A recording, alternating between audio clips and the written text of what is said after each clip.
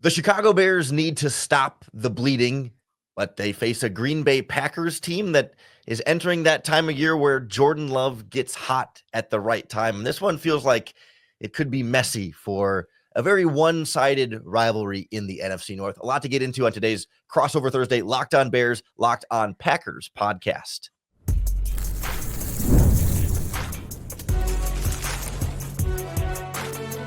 You are Locked On NFL Crossover, part of the Locked On Podcast Network.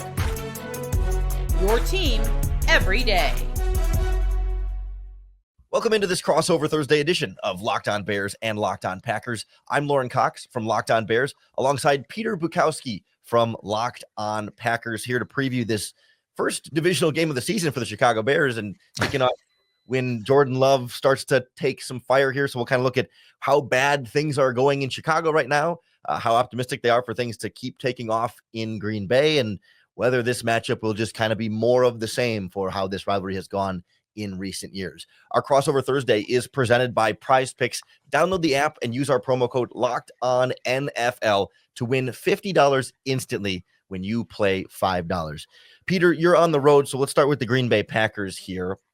Team was getting pretty hot with a 4-game winning streak before a tough one in Detroit prior to the bye week, but now a chance to sort of reset and get into Jordan Love's Toyota-thon prime, where he always really good this time of year. I guess how high are expectations right now coming out of the bye? I mean, expectations are really, really high for the Packers internally. I think the Packers fan base, it's a tough one to go into the bye week on that Detroit game. I think fans took that a little bit harder than maybe they should have. Lions fans celebrated it a little bit harder than maybe they should have. But that's the nature of the beast. We deal mostly in outcomes around here, right? The winning and the losing is the only thing that ultimately matters. But to your point about Jordan Love, the questions this year about the turnovers, about the structure of the offense, they've been doing less play action, less under center work, in part because Jordan Love has been hurt essentially every week since week one. He's played with some form of malady. Even when he says the knee's not bothering him, he's got the knee brace on. You could see it against the Lions with the groin injury. They're running a 2-minute offense and he can't get down the field. I thought they were going to have to Byron Leftwich him at one point and carry him down the field because it's clearly bothering him. And when you look at last year, Lauren, Jordan Love was top 10 in EPA per play on dropbacks without play action. This year, he's 22nd. And to me, that is indicative of a guy who in structure and outside of structure, where we know he's really good, he's just not the same guy physically that he's been. And so when you couple the fact that he's getting healthy, and that this is exactly the time of year. Week 10 last year was the demarcating line. All the stats, the second half stats. Week 10 was the demarcating line that said Jordan Love after this was statistically the best quarterback in the NFL. We've reached that. We've reached that scary hour for Jordan Love. So is there any thought to like maybe shutting down Jordan Love for a little bit longer just to try and get him 100% healthy for the playoffs when it matters a little bit more? Or does this feel like the kind of thing that is never really going to go away during the regular season? Like he needs months of the offseason to really get right. And so you just got to ride it out. If you ask Jordan Love, he will tell you the knee is not bothering him. And we actually had his rehab specialist on last week. And he said, they feel good about the plan that they're on. There was a push among Packers fans to sit Love against the Lions, dealing with the groin injury, not rush him back, give him 3 full weeks to get right. As it is, he's going to have he's not going to do much in practice this week, I assume, but he had the whole bye week. And now this additional time, it doesn't seem like it's the kind of thing, like if it was such a bad groin strain that he needs 3-4 weeks to get right, then he probably wouldn't have played against the Lions, I think, unless he exacerbated it in that game. And the indication is that he didn't. So while I think that is something that is easy for you and I to say, from the comfort of our desk chairs, it's just not something that I think regularly happens in the NFL. It was something that last year, you look at like Dak Prescott, they probably should have sat for a little bit, or like Aaron Rodgers in 2022, probably should have sat for like a month to get his body right. But that would have meant Jordan Love would have had to play, and Rodgers was not about to let that happen. So it's just not the way that this works. I was going to say, unfortunately, I'm not even sure it's unfortunate. If he's fine, like if he looks like he's moving well in this game, it's not a coincidence that the offense looked its best against the Cardinals and the Texans when Jordan Love was at his healthiest. And then in the Jags, he looked pretty good until he pulled his groin. So I'm not worried about it, but he does have to get healthy. He feels a little snake bit this year, Lauren.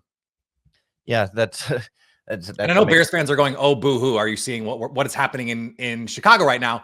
But I think that almost makes it worse that like the offensive line is playing or more frustrating because the offensive line is playing well.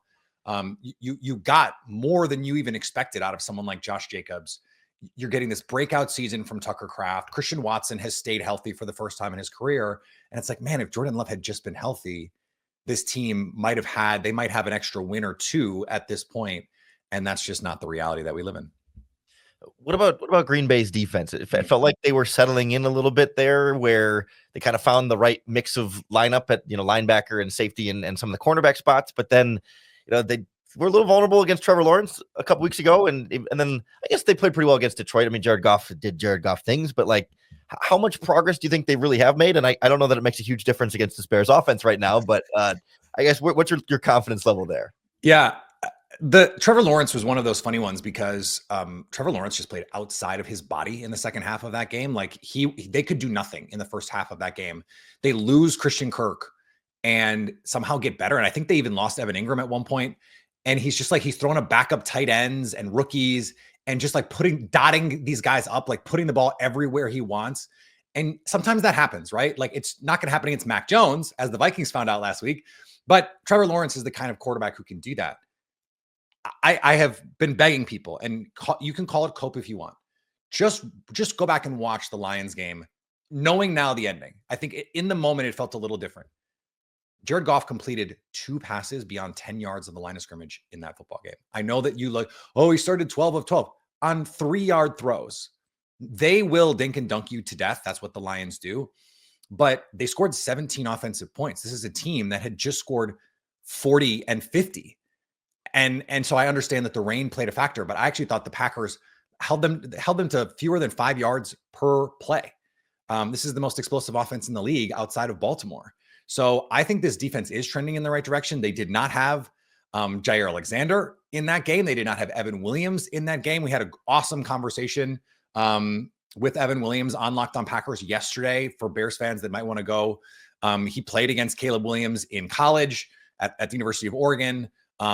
Just a really good chat that I think even Bears fans would find interesting. They've found something in this group of safeties with Xavier McKinney, Evan Williams, Javon Bullard in the slot. Jair Alexander is expected to play this week. We do expect Evan Williams back this week. We expect Josh Myers back this week. So this is the healthiest the Packers have been most of the season. It's defensively a crucial thing for a team that really does not have great corner depth. It's Jair Alexander and a bunch of guys. And when you have Ja, they can play great. And when you don't, it's pretty obvious that he's not out there. Well, it's the healthiest the Packers maybe have been all season, and it's about the most injured the Chicago Bears have been all season. So we'll switch sides and take a look at the mess that is the Chicago Bears right now as we continue our crossover Thursday Locked On Packers, Locked On Bears podcast. This episode of Locked On Bears and Locked On Packers is brought to you by our friends at Hillsdale College. Hillsdale College is offering more than 40 free online courses. That's right, totally free, zero cost to you. So you can continue your education or just pique some of your curiosity.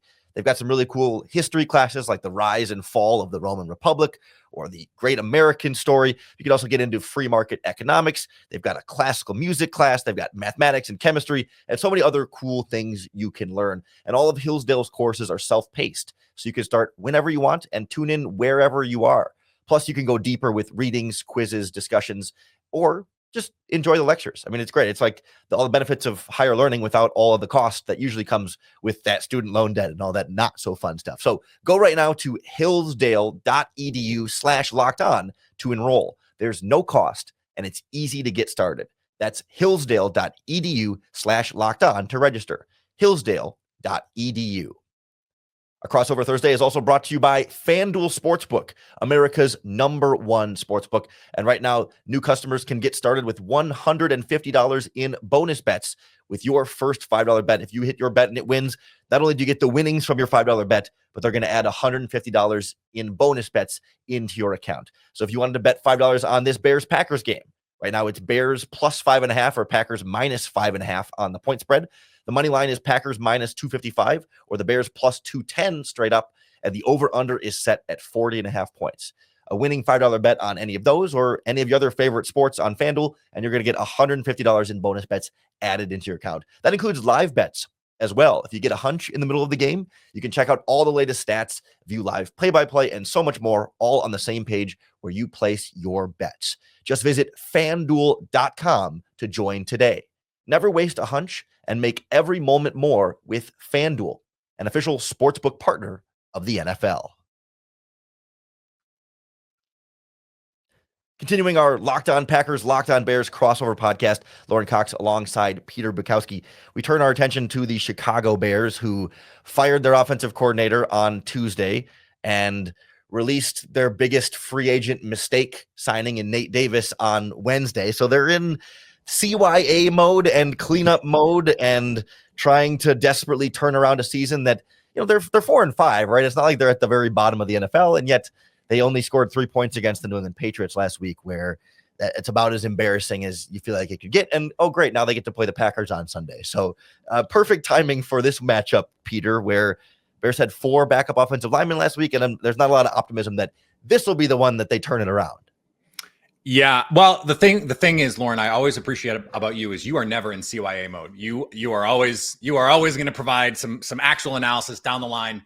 That is not just like, let's just cover for everything that's happening here. And what we talked about last year, I think at the end of the season, I think we even hit on it on the crossover, if I recall correctly, this decision to bring Eberflus back. And then we didn't know at the time, of course, that it's going to be Shane Waldron and all that stuff. What to you is the single biggest reason they are at this point right now?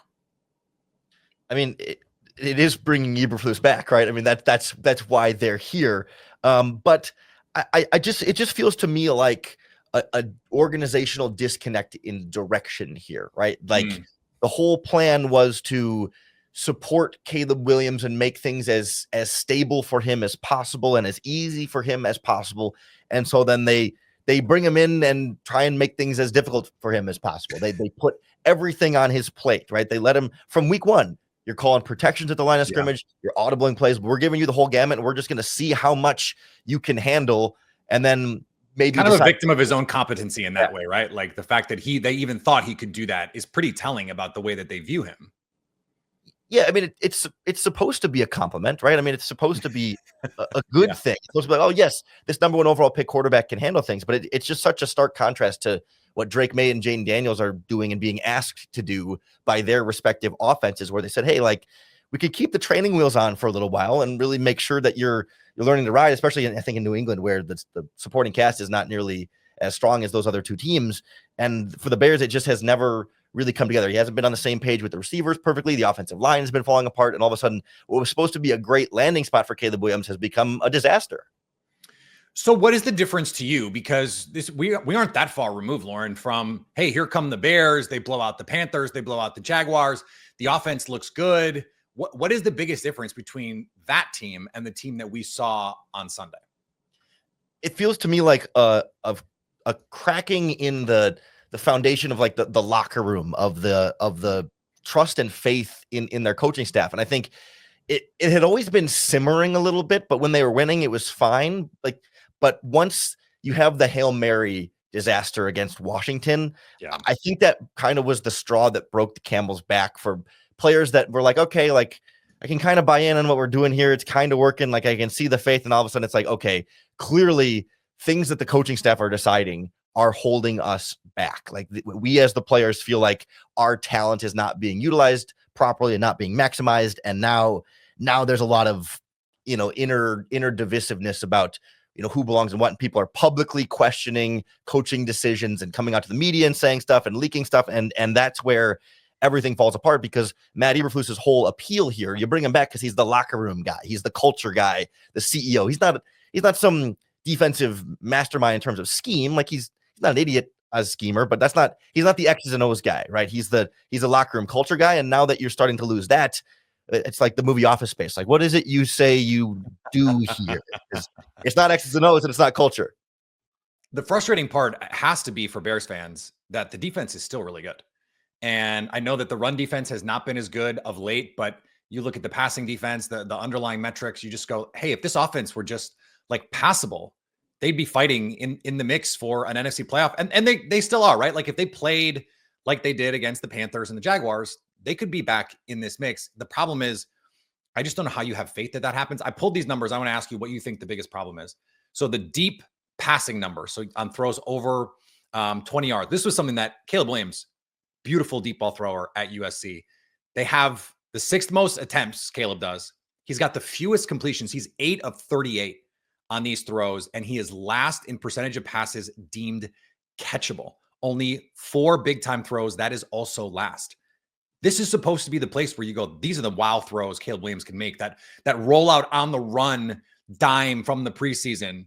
I think there was even one in week 1 too, wasn't there, to Roma Dunze down the sideline? And it was just like, yeah, that stuff. We're not even seeing that stuff. So to your mind, why is that? The biggest problem there is a coaching staff mentality that they've ingrained in him. Do not turn over the ball. Do not make mistakes. Like they've wanted him to be head coach problem. Well, exactly. And they have really calmed him down. Like if you look at the PFF big time throws and turnover worthy throws, like in the last 3 games, he's had 0 turnover worthy throws, but only 1 big time throw. Like they very much ingrained in him, don't take big chances. And so I think when he does take those shots downfield, he's a little hesitant to rip it. And then I think when he does, he'll sail a little bit, or he'll try and put it in the safer spot as opposed to just trusting that, hey, I might have to fire this in a tight window, but that's how I'm going to make this play because I'm the playmaker. I think early on there were just some timing and relationship with the wide receiver issues where it's like, okay, I'm expecting DJ Moore to be faster or not as fast or whatever. And like the first couple weeks, we could kind of excuse it as that, but ever since then, it's become more and more apparent that he's just not decisive enough in terms of, like, you can see him, he looks at it and he's like, turn it over because passes on that read because, well, I'm not supposed to turn the ball over and then sacked because he's holding the ball too long. Like it feels like the instruction has been counterproductive to what makes Caleb Williams great. One of the big problems for him is that this offensive line has been a nightmare. Injuries have been a big part of that. You mentioned the 4 backup offensive line in the game last week. How much of that is going to change this week? Does it look like, in terms of just like healthy bodies, whether or not the healthy bodies are any good is also a question, but usually the starters are better than the backups. They're starters for a reason, generally. Yeah. I think there's optimism that the Bears could get a starter or 2 back, but maybe not at 100%. None of the injuries that they have on the offensive line right now are guys that have, required a short-term injured reserve stint. So like guys have been, limited at practice and then not able to go on Sunday. So you feel like any given week they could take that step forward, and any given week they could still be backed up a little bit. And then when they do get healthy, like Tevin Jenkins hasn't been able to really finish games very well when he's been on the field. So I would expect a slightly healthier offensive line this week, but far from a fully healthy offensive line.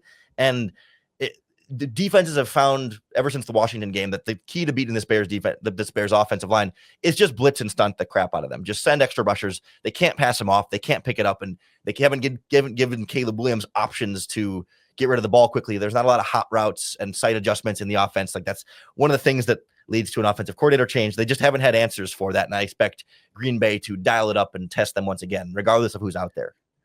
Yeah, that was what happened against Tennessee, where Jeff Hafley said, we are going to simulated pressure the heck out of you, and then on 3rd down, we are going to bring everybody and dare you to pick it up. And one of the cool things he does, and this is a Brian Flores thing, this is a Mike McDonald thing, we're seeing teams do this more and more, is he will say, okay, here's what we're going to do. We're going to show 6.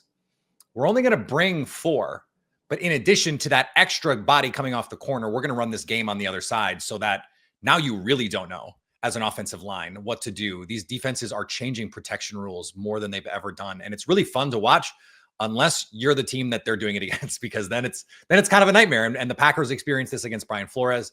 I think Jeff Hafley is going to have a similar conversation here this week as they get ready for Caleb Williams. But I think that leads us to Keith's victory here, Lauren. What do you think? Yeah, no, I agree. I think it's like Packers don't have to reinvent the wheel here. There's a great formula here to take down the Chicago Bears, and we'll kind of take a look at what that looks like. And gosh, if the Bears are going to find some way to pull off an upset, what that might look like as well. Coming up next on our Crossover Thursday Locked On Bears, Locked On Packers podcast. This Crossover Thursday podcast is presented by PrizePicks, the better way to play daily fantasy sports, because PrizePicks puts you in complete control. Unlike the other daily fantasy platforms where, you're setting a lineup and competing that lineup against 500 other lineups, and you only really win anything if you get first place in that big group. With PrizePicks, it's just you versus the projections available. PrizePicks sets stats for a bunch of different players, and you pick whether they will do more or less than their PrizePicks projection. And if you get your picks right on at least 2 players, you can win up to 100 times your money. So you could set Josh Jacobs' rushing yards, or Caleb Williams' passing yards, or field goals made by either of the kickers in this game.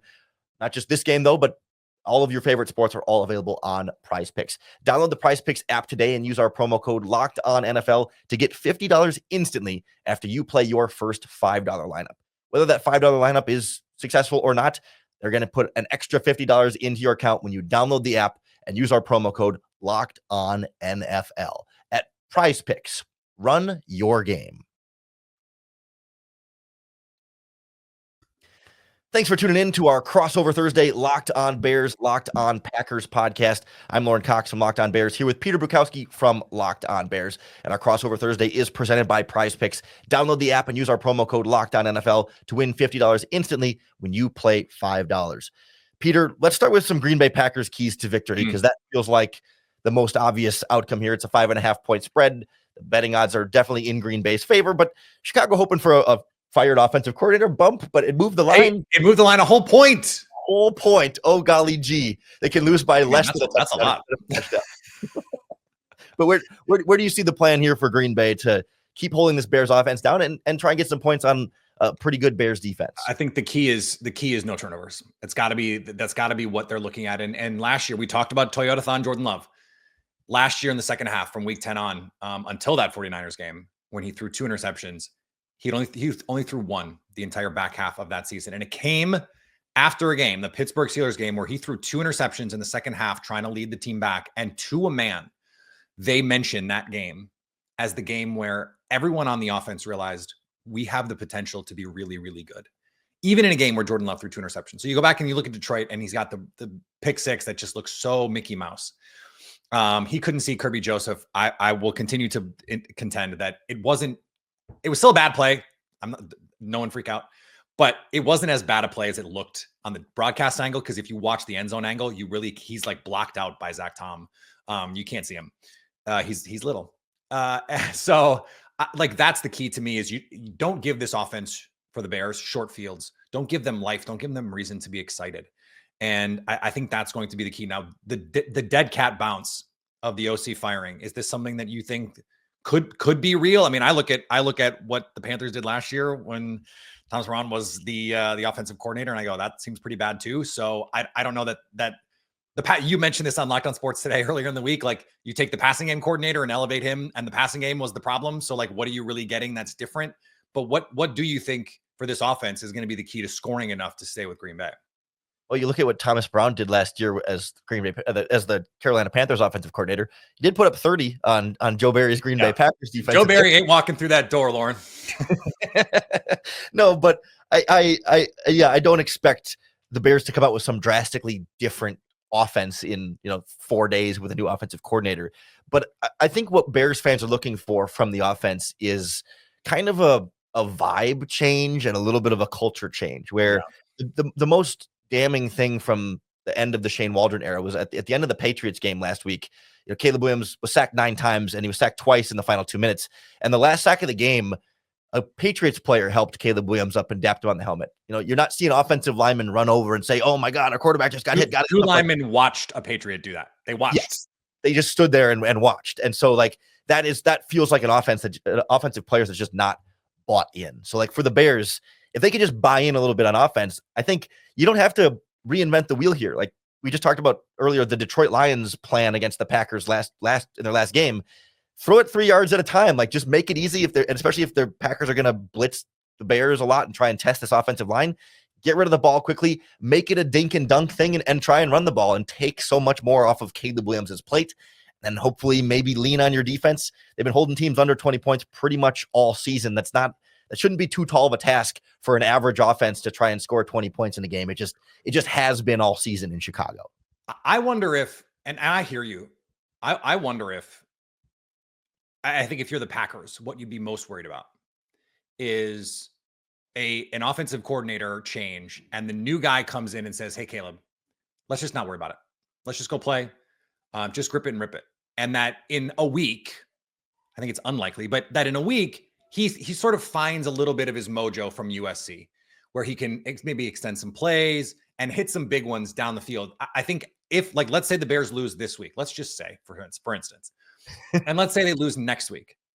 In some ways, am I crazy for thinking that could unlock the best part of Caleb Williams down the stretch? Because then it's like, okay, the pressure of the season, which was always crazy that we're going to make the playoff stuff. I thought that was always way, way too far. But then once that is kind of out the door and you can just play, if you're Caleb Williams, isn't that the best thing for him to just say, hey, pressure's off. Let's just go grip it and rip it. Like, I think if you're the Packers, your worry is he finds a little bit of that mojo this week. You turn the ball over twice, and all of a sudden this is a 20-17 game in the fourth quarter. And you're going, hey, how did this happen? Like that is, to me, the thing that I would be most worried about from a Packers perspective. Like, if they want to make this 3 yards, like if it's going to be screens to DJ Moore all game, I think the Packers would say, sign us up for that. And I don't know if DJ Moore would even like that, even though I think he wants to be targeted more. It seems like he still wants Justin Fields to be the quarterback. That's neither here nor there. But yeah, that would be the thing that I'd be most worried about, is just like rekindling some of that, like, F it. Let's just let Jordan Addison down there somewhere from 2 years ago at USC. Like, let's just see if we can run that offense, and chuck it up to Rome Odunze a couple of times. He Randy Moss's Keyshawn Nixon. I think that's what I would be most worried about. Yeah, I can see where when your offense is struggling so poorly, they just aim for volatility, right? Like, instead of keeping things safer, just say, okay, go for the high variance and say, screw it, we'll just try everything, because what do we got to lose at this point? I mean, I still feel that's kind of how Jordan Love plays all the time. The problem is, like, Matt Eberflus is still the head coach, right? And so, like, the conservative take it easy edict comes from top down. Like, can your offensive coordinator go behind his back and say, hey, don't worry about what he's saying, let's just let it rip and have fun with it? Like, that's where it gets to be a big concern for me. So, Peter, it's a 5.5 point spread as we record this right now. I think we're both expecting a Green Bay Packers victory, but what kind of outcome do you predict from a point spread standpoint? Yeah, it sounds like the Packers could be getting Marshawn Lloyd back in this offense. At least he'll get a chance to play. Jordan Love is going to be healthy. Josh Myers is going to be healthy. I like what this offense has been able to do. It should have been less of a game last year, the last week of the season, than it was. The Packers dropped 2 touchdowns in that game that turned into field goals. I think this is like 27-17, that kind of thing. I think the Packers win. I think they cover. I think Bears fans are hoping that this is the nadir of their season, and I'm not 100% sure that it is. The Bears haven't scored 17 points a ton of times this season, so I'm not super confident they can get that high. But I appreciate you. I first said 24-14. But I think 10 points is the sort of the demarcating line for me. I think, coming off the bye, the Bears coming off their worst loss of the season, the vibes are. I don't think a coordinator change changes the vibes. I think the vibes are absolutely. I was going to say a bad word. I think they're really bad right now.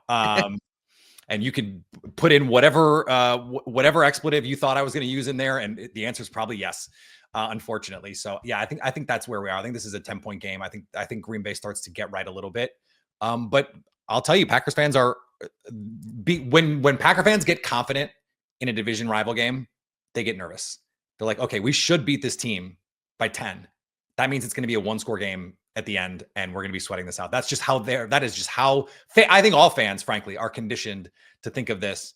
There's some nervousness about the dead cat bounce of this OC thing. I'm just going to tell you that, especially soccer fans, because it seems to happen all the time in soccer.